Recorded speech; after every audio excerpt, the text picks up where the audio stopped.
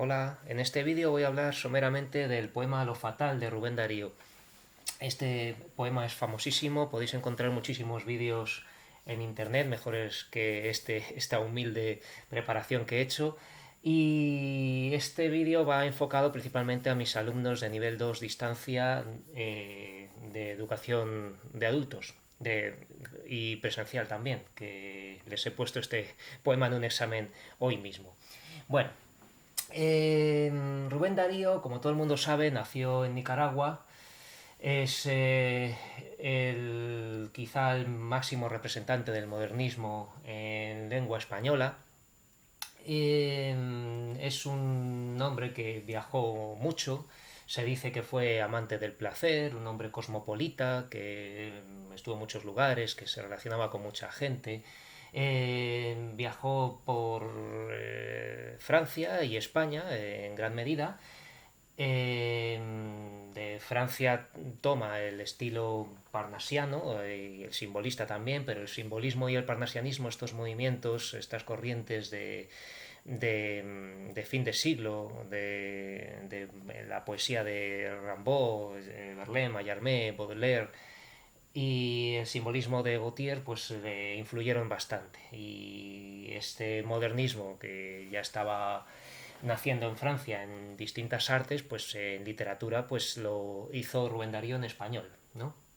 El, Murió en París, el que se considera la capital del modernismo. Eso digamos que resalta la devoción, la vocación que tenía él por esa ciudad. Conoció a Antonio Machado y a bueno, otros miembros de la generación del 98 españoles, y, y les marcó también con su estilo y con sobre todo la forma de sus poemas. Vamos a ver la importancia del verso alejandrino, que es el verso más propio del modernismo. Bueno, vamos a leer el poema y a comentarlo brevemente. Lo fatal. Dichoso el árbol que es apenas sensitivo, y más la piedra dura, porque esa ya no siente. Pues no hay dolor más grande que el dolor de ser vivo, ni mayor pesadumbre que la vida consciente. Ser y no saber nada, y ser sin rumbo cierto, y el temor de haber sido y un futuro terror, y el espanto seguro de estar mañana muerto, y sufrir por la vida y por la sombra y por lo que no conocemos y apenas sospechamos, y la carne que tienta con sus frescos racimos, y la tumba que aguarda con sus fúnebres ramos, y no saber a dónde vamos, ni de dónde venimos.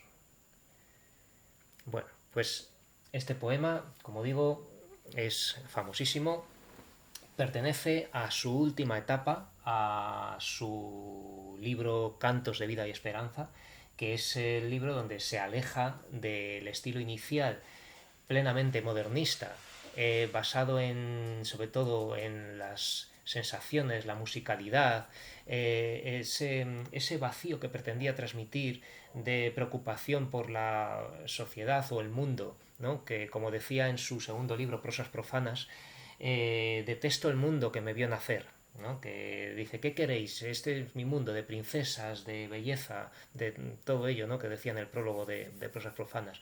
Detesto este mundo que me vio nacer, por eso me escapo, me evado, ¿no? Y siempre se dice que es propio de los poetas modernistas refugiarse en su torre de marfil, bella por fuera y vacía por dentro, ¿no? Un mundo de estética, de belleza plenamente irreal, ¿no?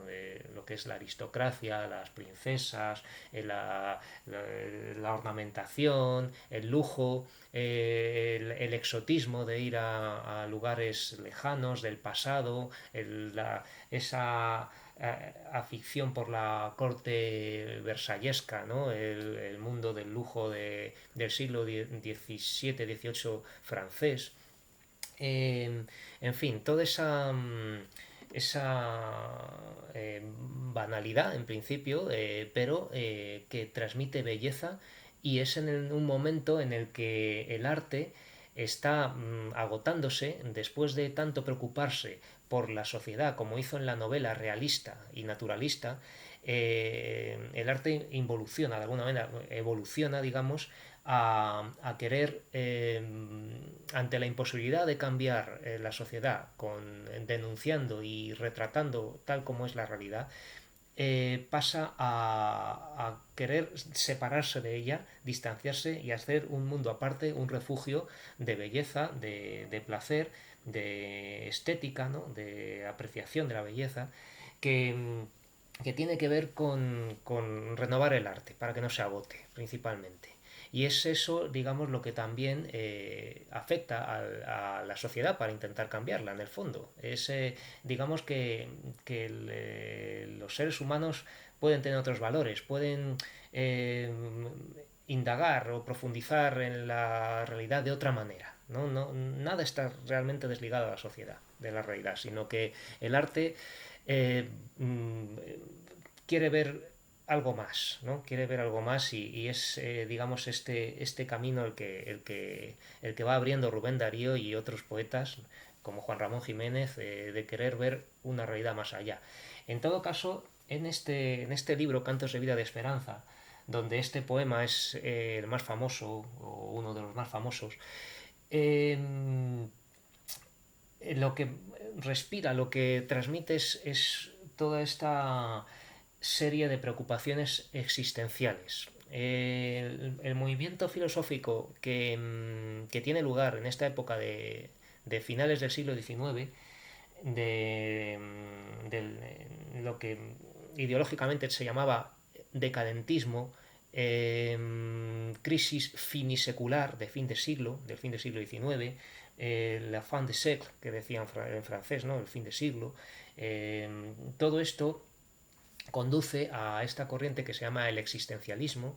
Entre otros autores tenía Jean-Paul Sartre, ¿no? Que escribió La náusea con esta cierta repugnancia por vivir, este vacío que hay. No es una filosofía constructiva, en cierto modo. Es una muestra de disgusto y de más o menos de expresión del extravío, del vacío, de que hay que buscar algo y todavía no se sabe muy bien el qué. Bueno, pues esa filosofía, esa corriente filosófica, tiene que ver con este poema. Es algo que más que nada va a producir, estoy adelantando ya lo que sería el comentario final, ¿no? Lo que habría que escribir de esto, más que nada produce una especie de empatía, una especie de sensación de contagio, de transmisión de ese patos, de ese dolor, de esa crisis que alguien puede estar pasando, como en este caso el poeta, aunque un poeta que habla, aquí no está la primera persona, pero digamos que es casi como si lo dijese él, habla un poco para todos. Todos estamos metidos en lo que dice un poeta, ¿no? Muchas veces la primera persona de un poema es un término muchas veces muy empático, muy identificativo, ¿no? Con el que nos identificamos y que nos une. Bien, bueno, pues casi mejor empezar por la forma, antes de empezar a hablar del tema. En cuanto a la forma, pues lo propio es ver un poco la métrica primero, cuántas sílabas tienen los versos. Bueno, en cuanto a cuántos versos son 13 versos, ¿vale? Aquí tenéis que he puesto esto de 5 o 10, ¿no? Por si alguien no lo sabe, normalmente los libros de poemas se numeran de 5 en 5 para no poner todos los números de verso. Y ya veremos por qué. Bueno, dichoso el árbol que es apenas sensitivo. ¿Cuántas sílabas tiene esto? Vale. Dichoso el. Aquí tenemos una sinalefa, ¿vale? Dichoso el árbol. Y aquí tenemos otra, que es apenas sensitivo. Ya no hay más sinalefas. Bueno, pero aquí ocurre una cosa. Este verso es bastante largo, ¿no? Si alguien se pone a contarlo, va a dudar entre si tiene 13, 14, 15 sílabas o algo así. Pero estamos en el modernismo, y el verso más propio del modernismo es el alejandrino, concretamente de Rubén Darío, que aunque utiliza también endecasílabos y otras medidas métricas, o sea, el alejandrino es su favorito. ¿De acuerdo? Entonces vamos a ver qué tiene esto para que sea un alejandrino.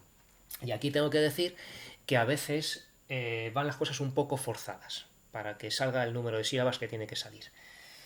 Bueno, pues, ¿qué pasa con los versos largos de sílaba par? Los versos dodecasílabos alejandrinos y hexadecasílabos, ¿no? Los de 16.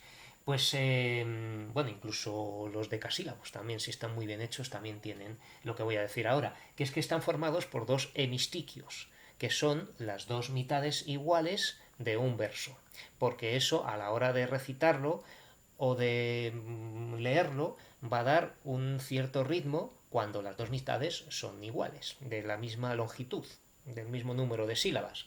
Entonces aquí lo que ocurre es que los hemistiquios se comportan, aquí y en todos los poemas con hemistiquios, se comportan como versos independientes. De manera que aquí, si teníamos dichoso el árbol, tenemos una, dos, tres, 4, 5, y claro, si decimos que es, si hay sin alefa, estos son 6 sílabas. Pero ocurre que es que, como es el primer hemistiquio, y aquí tendría que estar la cesura es una mínima pausa imperceptible, más que nada es para la hora de contar las sílabas, que hay entre los dos hemistiquios, ¿no? Esa cesura, esa pausa en medio, esa pausa invisible, pero que tenemos que contarla para contar las sílabas, implica que esto es una palabra aguda. Este monosílabo hace que se sume una sílaba. De manera que tenemos 6 más 1, 7.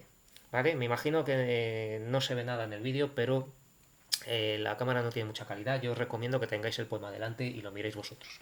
Dichoso el árbol es una sílaba, 6, pero con una que hace esta aguda, tiene 7. Y entonces ya aquí vamos a ver que tiene apenas sensitivo, empezamos a contar otra vez desde 1 a penas 3, sensitivo, 4, 5, 6 y 7. Entonces tenemos 7 más 7, 14. ¿De acuerdo?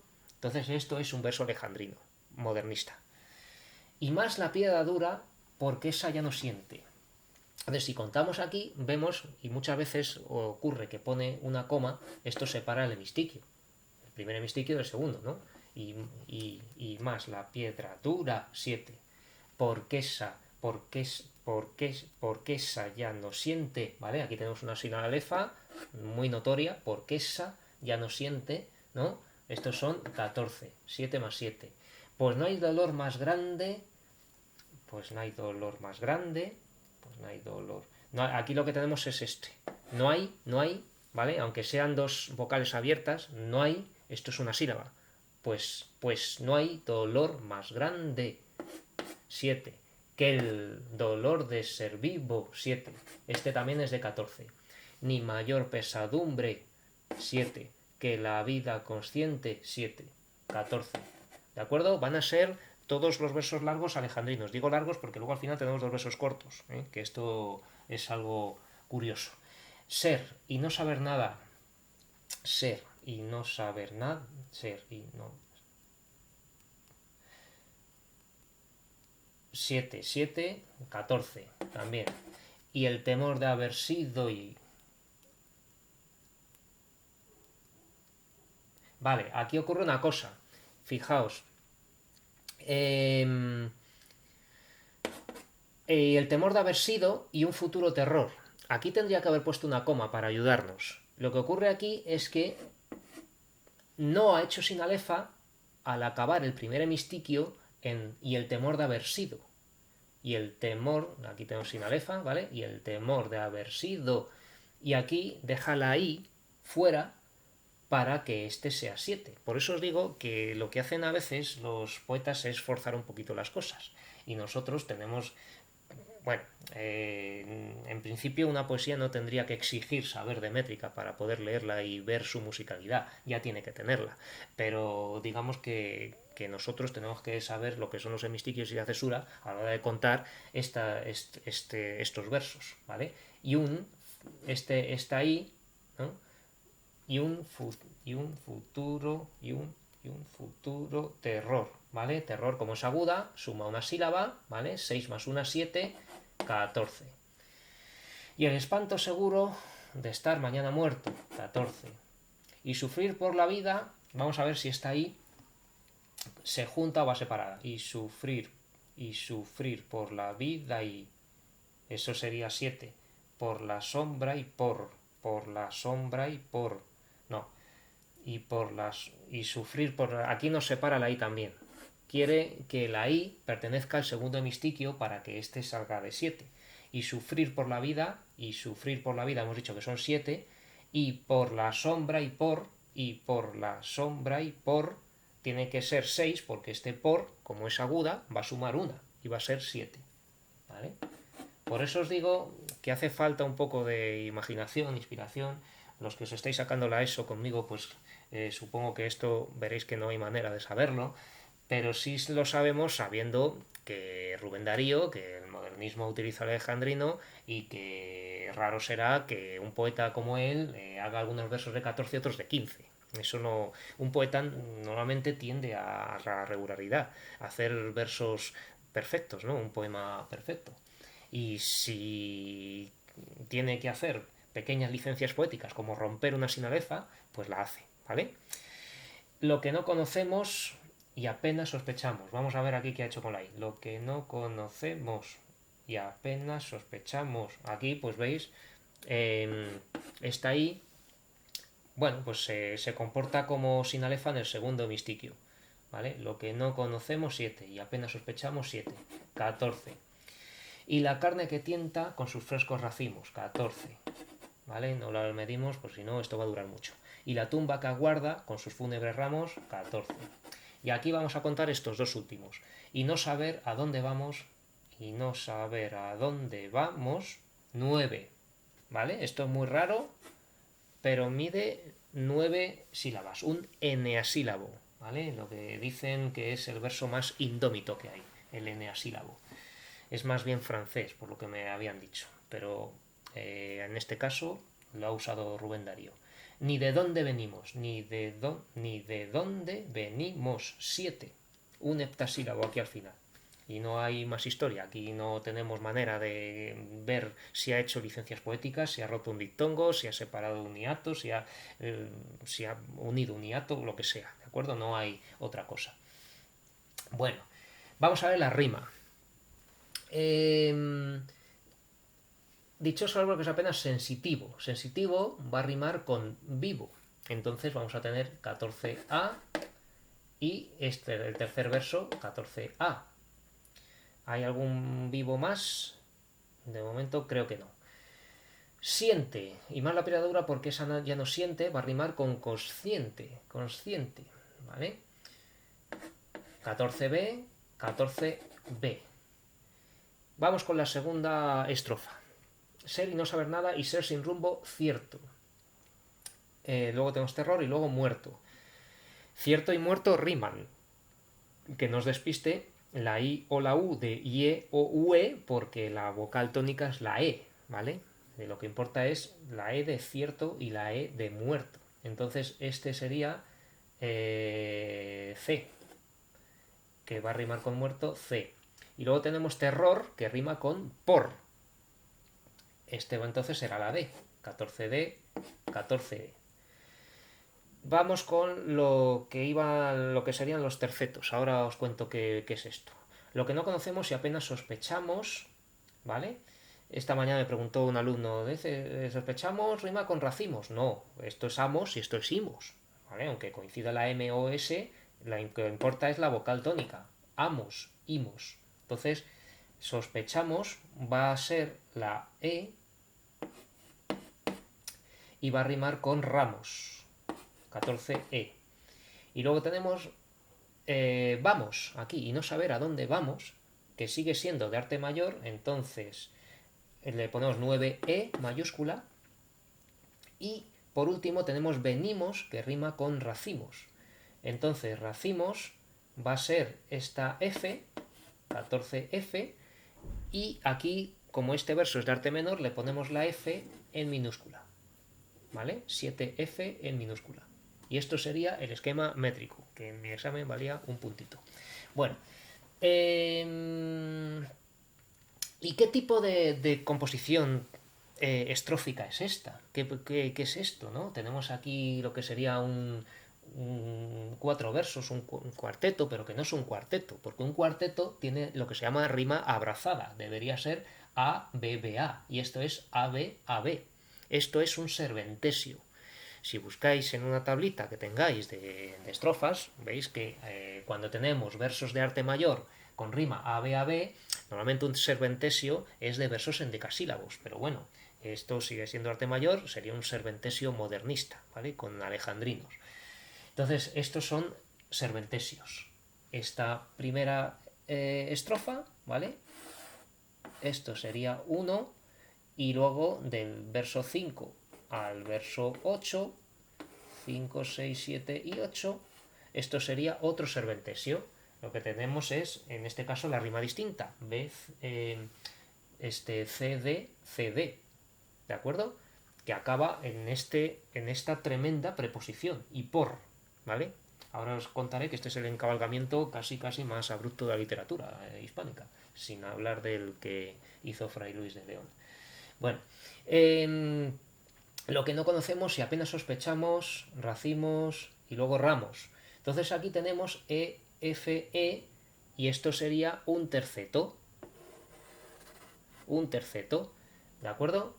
¿Y qué pasa? Que luego aquí tenemos dos versos, aquí al final, que además son de distinta medida.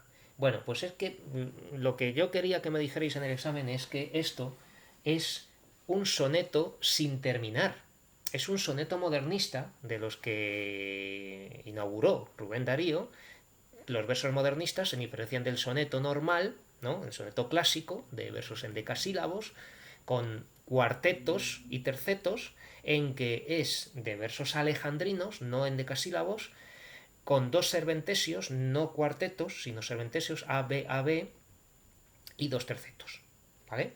Y eso sería un soneto modernista. Pero esto parece que el poema, en una gran innovación formal, que tiene que ver un poco con el contenido, ¿no? Forma y contenido van de la mano, el poema parece que con tanto lamento de lo que cuesta vivir, esa pesadumbre vital, se queda sin fuelle, se queda sin energía, desfallece y se queda sin terminar, con versos cada vez más cortos. Podía haber añadido uno más, todavía más corto, y habría quedado estupendo, ¿no? Como si fuera pues algo, un jirón de nube que se deshace al final, ¿verdad? Es un soneto que está roto, está sin acabar. Se ha quedado, pues eso, derrumbado, derruido así al final, ¿no? Bueno, entonces esto es otra de las cosas de la forma que se podía comentar de aquí, que es un soneto modernista sin terminar, un soneto que no es un soneto, sino un poema de 13 versos en vez de 14, que recuerda mucho a un soneto modernista, ¿vale? No es un soneto porque no lo es, no tiene 14 versos y además se rompe la forma al final. Pero es muy interesante esta forma. Bueno, vamos a ir comentando el contenido. Yo siempre recomiendo ir analizando el poema y luego ya ver un poco el tema y lo que sería el resumen, ¿no? o la explicación del poema. Eso casi queda mejor incluso contarlo en el comentario, pero bueno, el comentario de texto es siempre que separemos un poco forma de contenido bastante libre. Dichoso el árbol que es apenas sensitivo.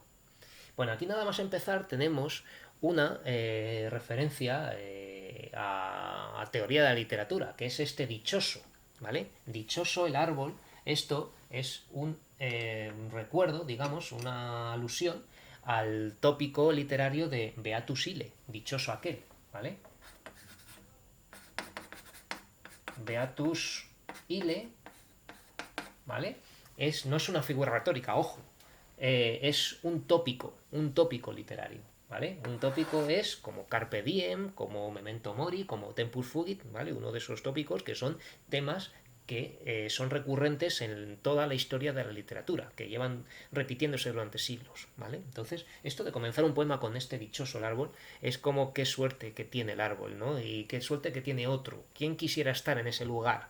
¿De acuerdo? Eso... antes se mencionaba a Fray Luis por el encabalgamiento este. Fray Luis tiene la famosa Oda a la vida retirada, ¿no?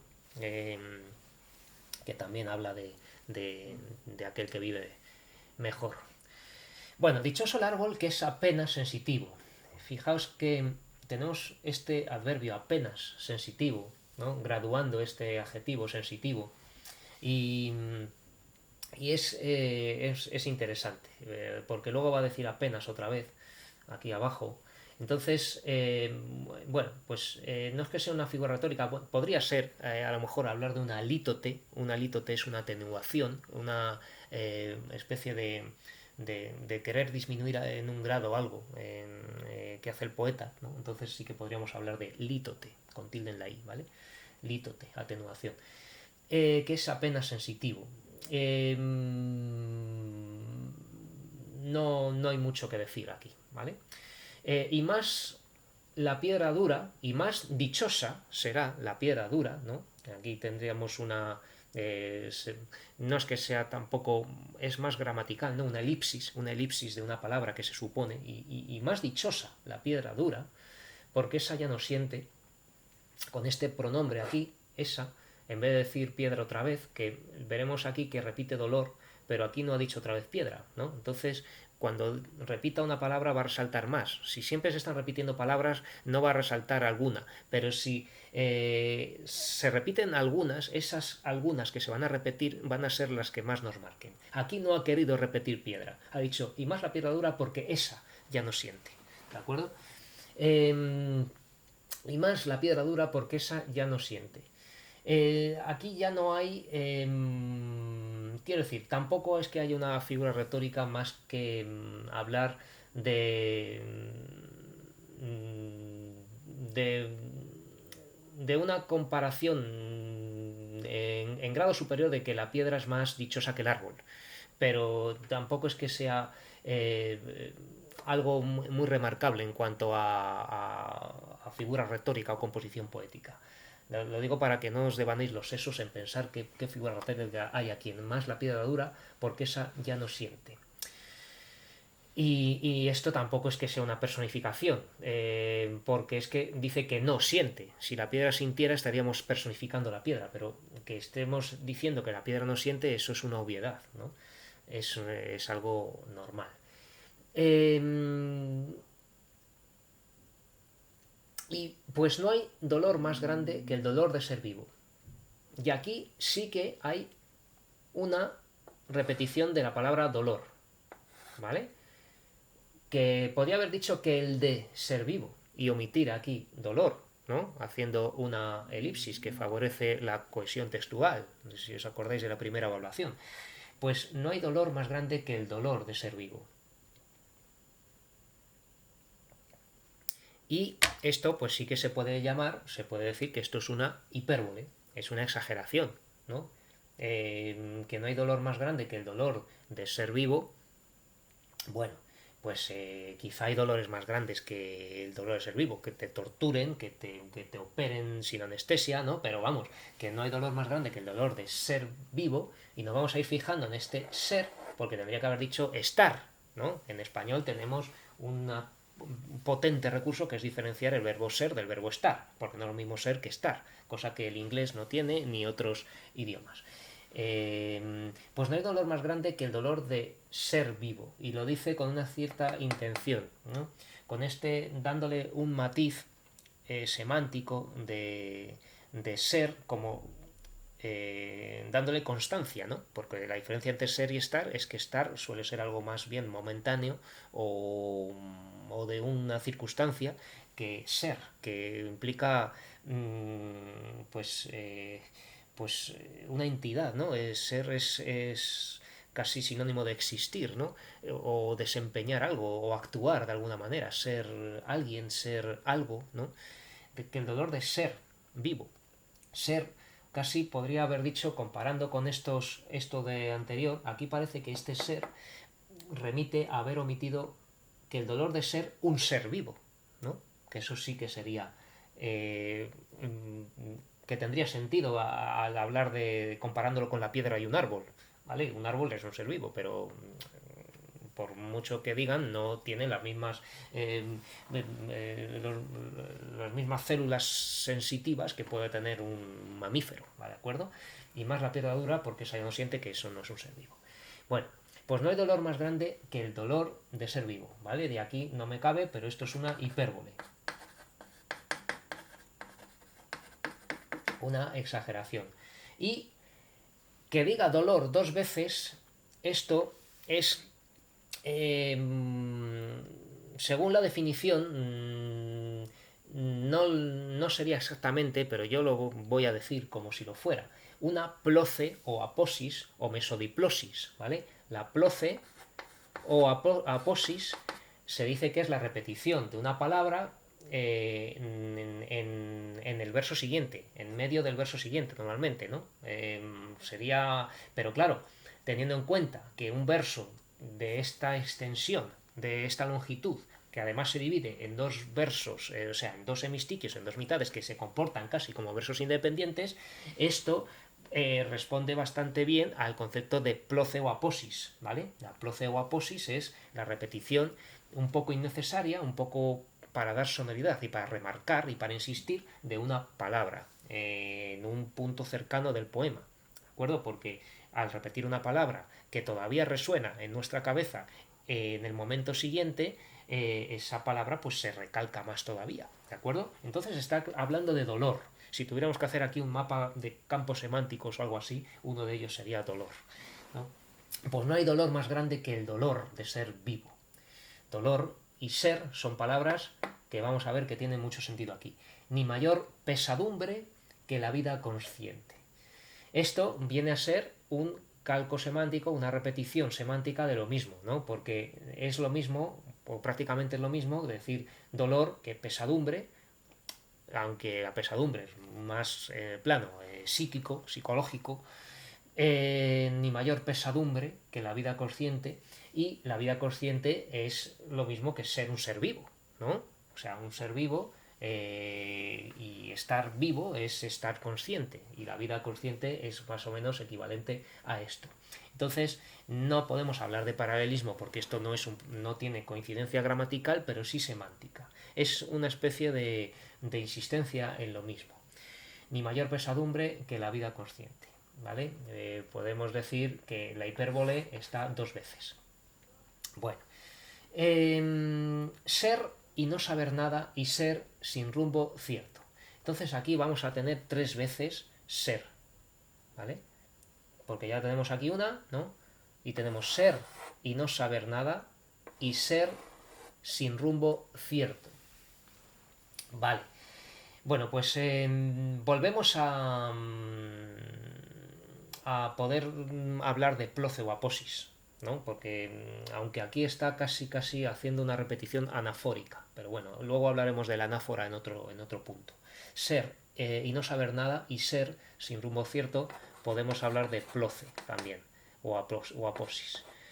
¿De acuerdo? Si alguien, si tenéis otro profesor en otro momento, en otra etapa de vuestra vida, pues quizá os corrija, pero pues no creo que sea demasiado incorrecto hablar de ploce, aunque esté al principio de verso y aunque esté en el mismo verso. Ser y no saber nada, y ser sin rumbo cierto. Bueno, estamos aquí hablando de un extravío vital, ¿no? De una, digamos, una falta de objetivo en la vida, ¿eh? Esto a la hora de comentarlo, pues tendríais que decirlo.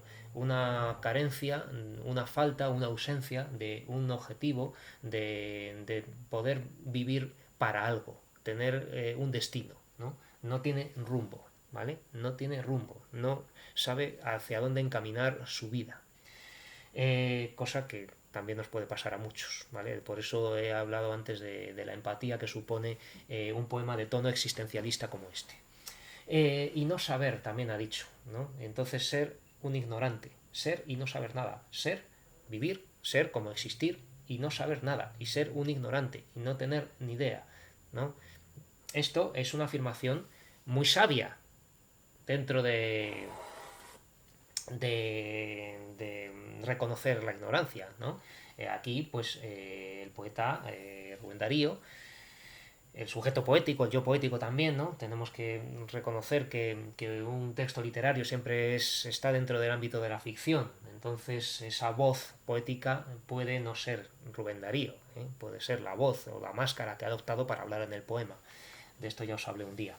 Entonces, ser y no saber nada es algo muy sabio, es también un poco sofista, un poco sofisticado en el sentido de los antiguos filósofos que se supone que combatía Platón, que en el fondo también era otro sofista, ¿no? Que decía que Sócrates decía que solo sé que no sé nada, ¿no? Entonces, eso pues sabes algo, ¿no? Quiero decir, el que dice eso sabe algo. Bueno, ser y no saber nada, esta afirmación implica reconocer que no pues que no ha encontrado un conocimiento que le haya servido para poder encaminar su vida, ¿de acuerdo? La ignorancia. Y ser sin rumbo cierto, y sin destino y sin saber a qué dirigirse, ¿vale? Esta especie de cuasi bimembración, no es una bimembración porque no son gramaticalmente iguales, ¿no? Las dos partes, pero sí en parte tienen ser y luego un verbo en infinitivo. Este ser simplemente que, que implican pues una especie de conceptualización, ¿no? Casi como sustantivos, ¿no? Los verbos son en infinitivo. Y esta, como os decía, eh, implica pues una ignorancia, ¿no? Y una insistencia en las dos partes, ya que este ser sin rumbo remarca de una manera muy interesante lo de ser y no saber nada, porque alguien podría no saber nada, pero tener rumbo, ¿no? Por ejemplo, alguien que por ejemplo, esté, no sé, por poner un ejemplo, que tenga muy inculcado el patriotismo, que sea a lo mejor un soldado, que alguien que esté muy volcado con su patria, a lo mejor es un ignorante, pero tiene rumbo, sabe a qué dirigir su vida, a morir por su país, ¿no? O lo que sea, ¿no? Pues eso podría ser un ignorante y tener rumbo. Pero bueno, en este caso las dos cosas quedan bien. Y el temor de haber sido y un futuro terror. Fijaos que ahora ser pasa a este eh, participio perfecto, haber sido, ¿vale? Y el temor de haber sido y un futuro terror. Y por si acaso habla de futuro. Bueno, y el temor de haber sido. Y el temor de haber sido. Este parece un poco forzado para hablar de un pasado, ¿no? Que cause miedo. El temor de haber sido. ¿Qué temor hay en haber vivido? Pues en que nuestros actos no hayan sido los más correctos, en haber dejado atrás un recuerdo insípido, en no haber vivido dignamente, el temor de haber sido, ¿no? En todo caso, todo es un poema que respira duda, más que miedo, ¿no? Es miedo y duda, pero este temor de haber sido, eh, no sé, por qué tanto temor en el pasado? El momento del pasado, al haber quedado atrás, es algo que ya nos puede dejar un poco aliviados, pero temor de haber sido es una palabra que va a repercutir en el resto del poema con otras que hay porque aquí dice terror, ¿no? Y lo que no conocemos da miedo, ¿vale? Entonces luego vamos a ver que toda esa ignorancia de no saber es lo que le genera miedo. Bueno, y el temor de haber sido y un futuro terror, ¿vale? Aquí estos son sinónimos, prácticamente. Lo que pasa es que no ha querido decir la misma palabra. Quedaba mal, ¿no? Decir el temor de haber sido y un futuro temor. Queda mal. Entonces, estos dos sinónimos aquí enriquecen y además son casi eh, parónimos, casi una paronomasia entre temor y terror. Solo cambia una letra, la M y la R doble, ¿no?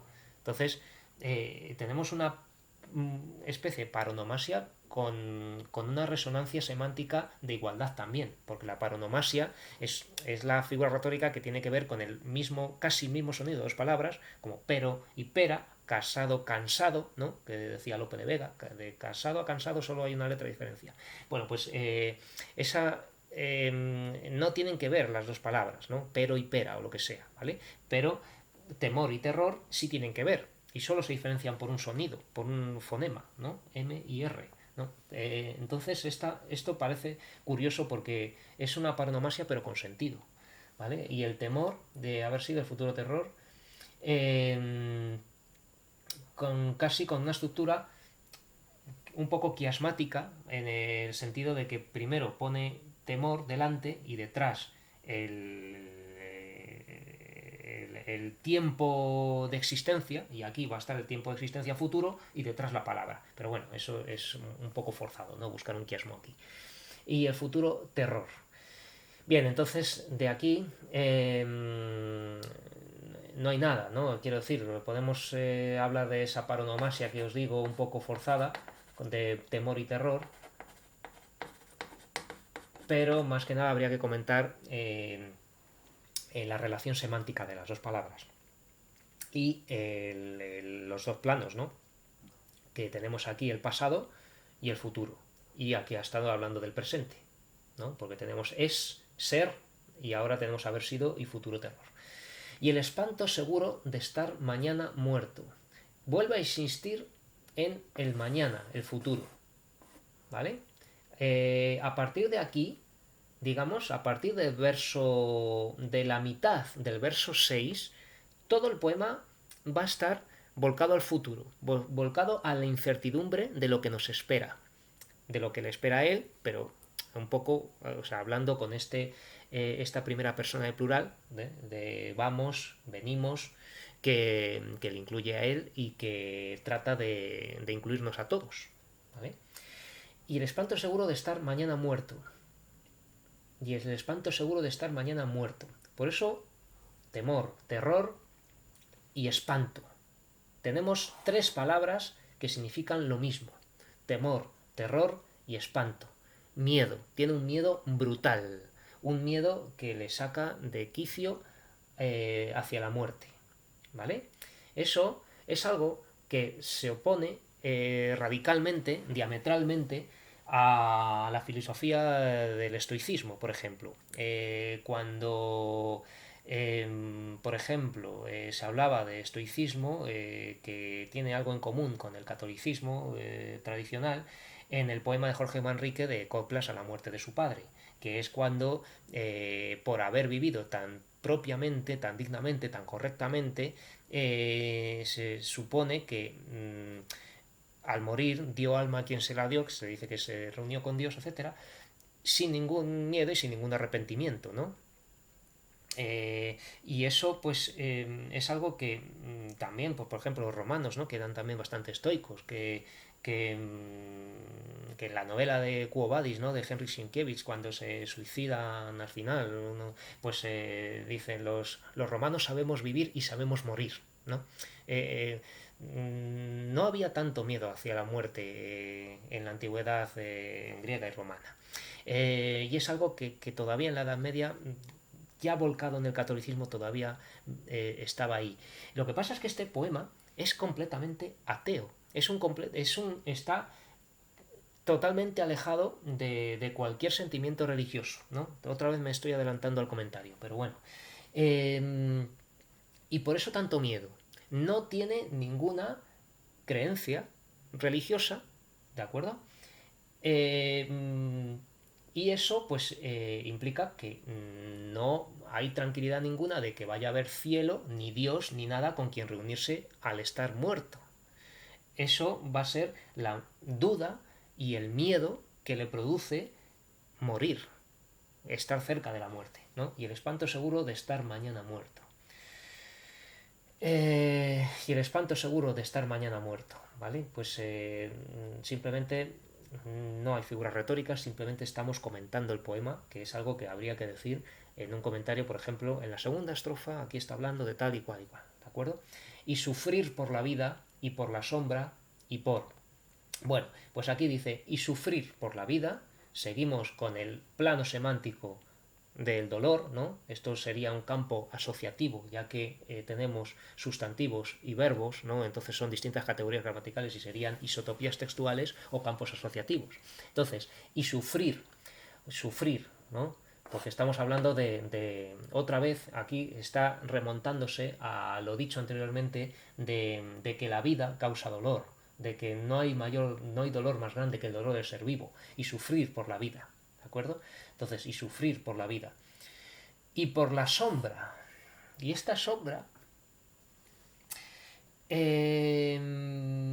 pues es una metáfora. Esto sí, es una metáfora. ¿Es una metáfora de qué? De la muerte. Metáfora. ¿Vale?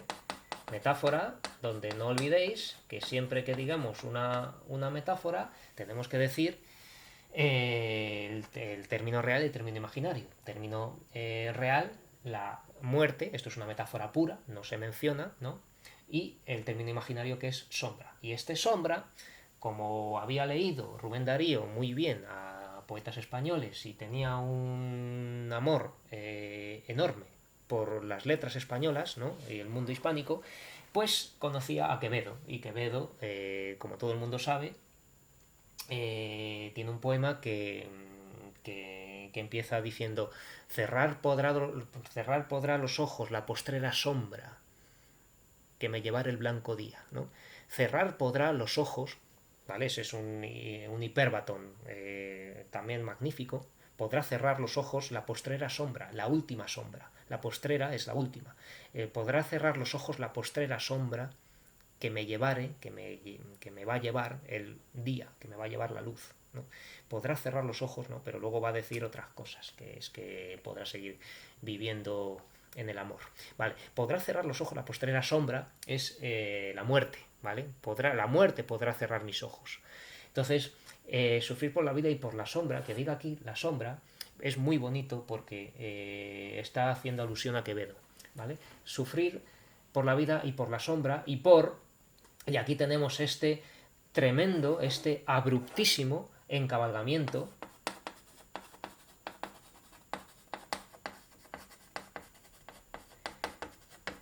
que es que casi suena hasta mal de lo forzado que es, ¿no? Sufrir por la sombra y por.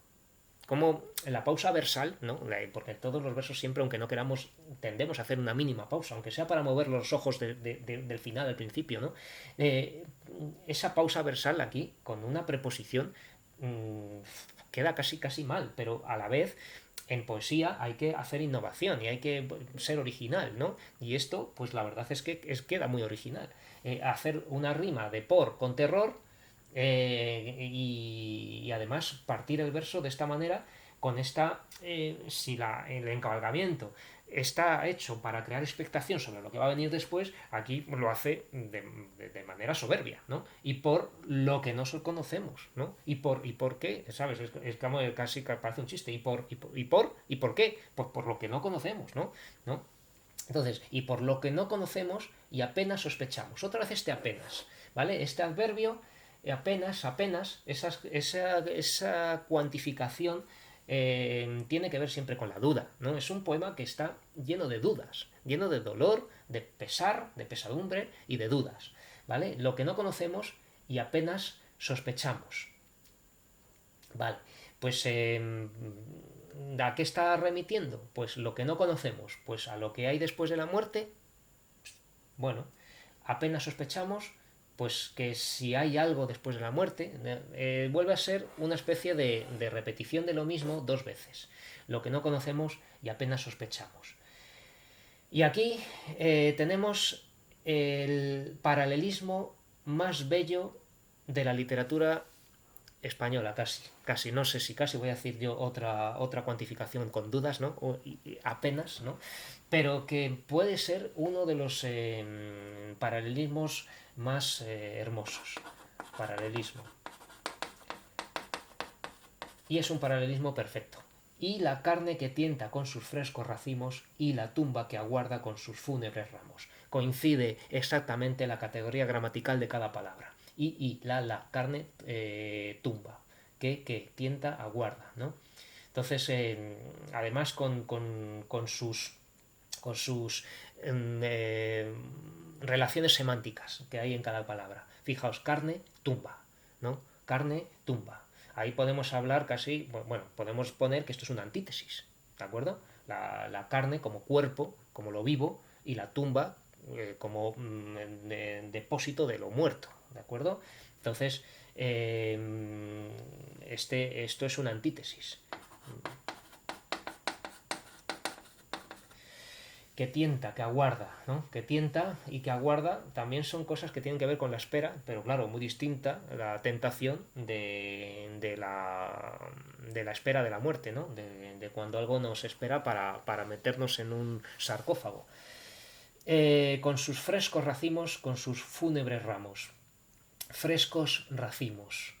Alguien me preguntó esta mañana que por qué ponen tantas veces los poetas los adjetivos delante. Pues porque un adjetivo antepuesto siempre indica subjetividad. Es lo que es para él, ¿no?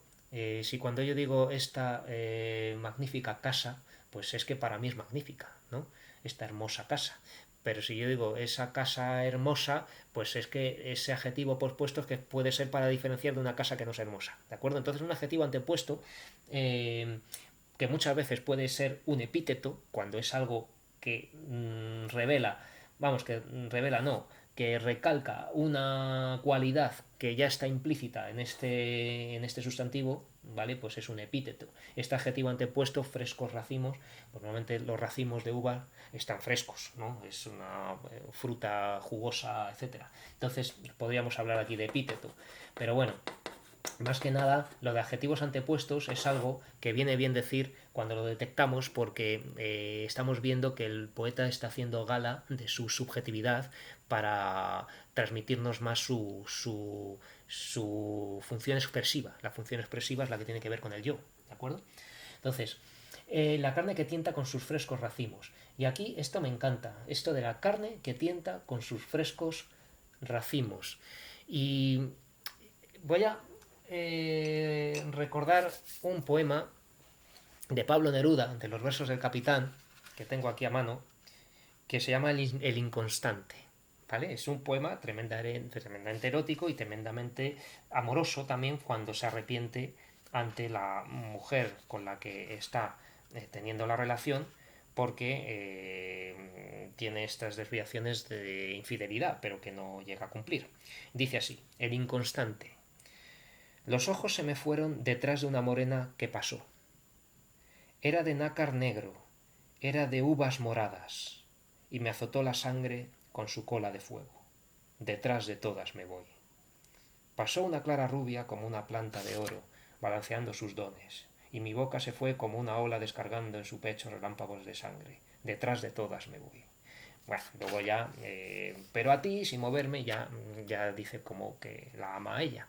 Bueno, pero fijaos como dice para revelar lo tentadora que es esta morena, ¿no? Que dice, era de nácar negro, era de uvas moradas. Era de uvas moradas, ¿no? Entonces esto, claro, ahora no puedo poner imágenes, pero si ponemos también el famoso cuadro del Bosco, del Jardín de las Delicias, ¿no? En el tríptico, en el propio Jardín de las Delicias, el central, aparte de fresas y moras, ¿no? Vais a ver uvas, ¿no? Racimos de uvas, que es algo muy tentador. Y tampoco hay que irse muy lejos en mitología para pensar en Baco o Dionisio, el dios del placer extático, ¿no? Del éxtasis,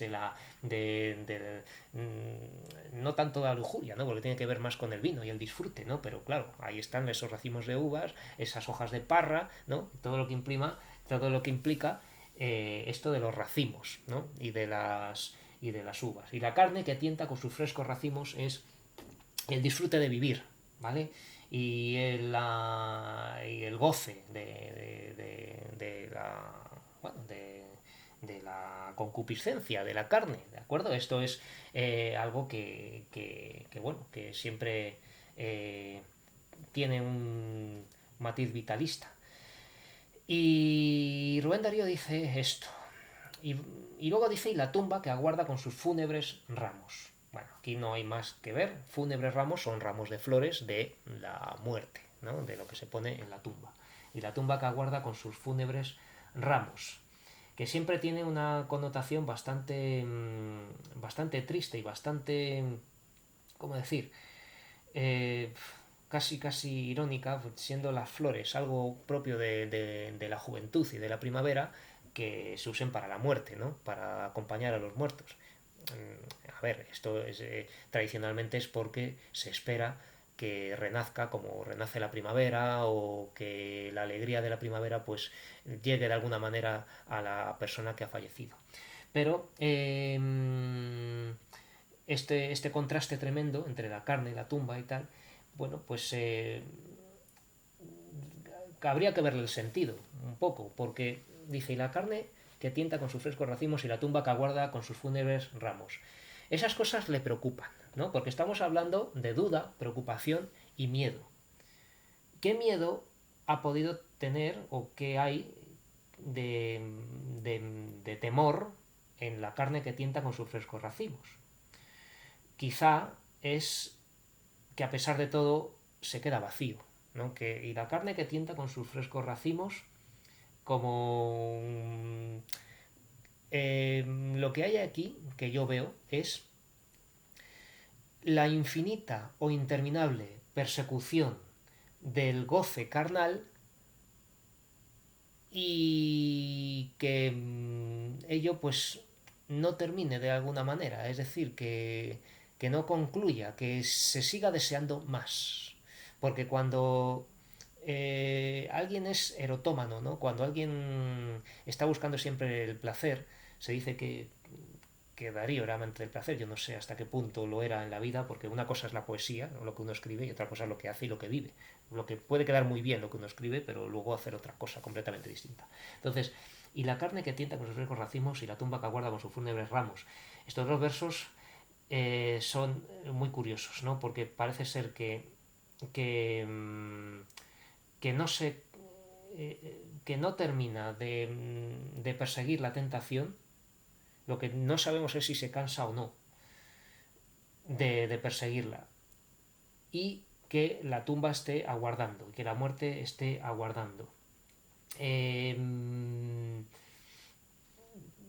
Parece que hay, o sea, hay relación claramente, pero lo que no sé muy bien es qué hay de malo en que la carne tiente, porque lo malo es la muerte, porque es lo que va a impedir que pueda uno realizar esa tentación. En todo caso, lo que sí causa pesar y pesadumbre es perseguir constantemente y estar siempre insatisfecho, la insatisfacción a pesar de la tentación, ¿de acuerdo? Entonces, puede ser que aquí tenga una insatisfacción permanente a base de esta persecución, y que la muerte sea como una losa, nunca mejor dicho, ¿no? Porque puede ya terminar eso del todo, y ya ni siquiera existe la duda de si es la carne lo que hay que perseguir. Bueno, en todo caso, en esto hay que pensar. Y claro, después de esto ya se rompe el soneto, y se quedan en estos dos versos más cortos, y no saber a dónde vamos ni de dónde venimos. y no saber. Este no saber ya lo he dicho aquí, y no saber nada. ¿De acuerdo? Entonces aquí vuelve a remitir a algo dicho anteriormente para insistir en ello. Este poema está lleno de insistencias, ¿vale? Repeticiones como las ploces o lo que sea. Y sobre todo que no se me olvide decir que aquí tenemos polisíndeton con muchas conjunciones copulativas y, ¿no? Y, sufrir por la vida, y por la sombra, y por lo que no conocemos, y la carne que tienta, y la zumba que aguarda, y no saber nada, ¿vale? Tenemos polisíndeton por todas partes. Polisíndeton para insistir, para hacer una cadencia más arrastrada, por así decir, ¿no? ¿No? Eso parece que insiste, que deja más peso de lo que se está diciendo, esa añadidura, ¿verdad? Eh, y también podemos hablar de comienzo anafórico, de anáfora, ¿vale? Podemos poner aquí anáfora por varias Y que tenemos aquí, esta I. Bueno, y no saber a dónde vamos ni de dónde venimos. Casi tenemos un poco de paralelismo aquí también con este a dónde vamos, venimos, ¿no? Podemos hablar aquí también de paralelismo. Y claro, volvemos a insistir en la ignorancia, en no saber, ¿no? En esa incertidumbre sobre lo que hay, sobre lo que queda, y ni de dónde venimos, pues no deja de ser casi un juego de palabras, casi una paremiología, ¿no? Hacer una referencia a refranes o dichos populares, ¿no? Que no saber de dónde vamos ni de dónde venimos. Pues es que eso se dice en todas partes, en todos los pueblos, ¿no? Eso es paremiología, eso es hablar de conocimiento popular. Bueno, entonces, ¿y de dónde venimos? Ni de dónde venimos es un poco esto del origen. Y claro, este origen, ni de dónde venimos, pues parece que tiene que ver un poco con un sentido de la vida, de para qué, ¿no? De dónde venimos y a dónde vamos, ¿vale? Entonces, esto a dónde vamos y dónde venimos es para qué hemos nacido, de dónde venimos y para qué vivimos, ¿no? De dónde venimos, por qué hemos nacido, ¿de acuerdo? Este cuestionamiento ¿eh? De dónde venimos tiene una referencia a para qué hemos nacido, ¿no? ¿Por qué estamos aquí? ¿De acuerdo? Esto vuelve a ser una referencia al existencialismo, a la corriente filosófica, perdón, de esta época y a la crisis de fin de siglo. ¿Y a dónde vamos? ¿No? Y no saber a dónde vamos. Incertidumbre vital, incertidumbre sobre para qué vivir. Sensación de pérdida, extravío, no saber nada, no tener un objetivo en la vida. Todo eso es un poco lo que quiere decir este poema. Lo que está diciendo. ¿Para qué lo dice? Pues eso ya cada uno que saque su propia conclusión de qué le sirve el poema. Es un poema que encaja en la mentalidad de la época, en la crisis de fin de siglo, las dudas de principios del siglo XX, ¿no? Toda esa crisis que ya venía arrastrando la burguesía de valores, de crisis material, ¿no? De que el materialismo no lo da todo, de que hay que buscar algo más, ¿no? Incluso en el modernismo polaco, ¿no? En la poesía, en la literatura polaca de la moda polska, ¿no? De la joven Polonia, pues también hay poetas, ¿no? Que hablaban en este mismo tono. Por ejemplo, uno que decía Seba Tedmayer, ¿no? Que decía no creo en nada, no creo en nada. Pues este poeta que hacía un poema sobre no creer en nada, pues es más o menos también relacionado con esto, porque él tampoco está diciendo, o sea, esto es un poema, como estaba diciendo, totalmente antirreligioso. Es un poema que no tiene ninguna fe en otra vida y se atreve a sospecharla como si fuera agnóstico, ¿no? Con esto que llaman agnosticismo, pero desde luego que todo el temor que tiene desvela que intuye que se acaba todo con la muerte, ¿no? Y que parece ser que,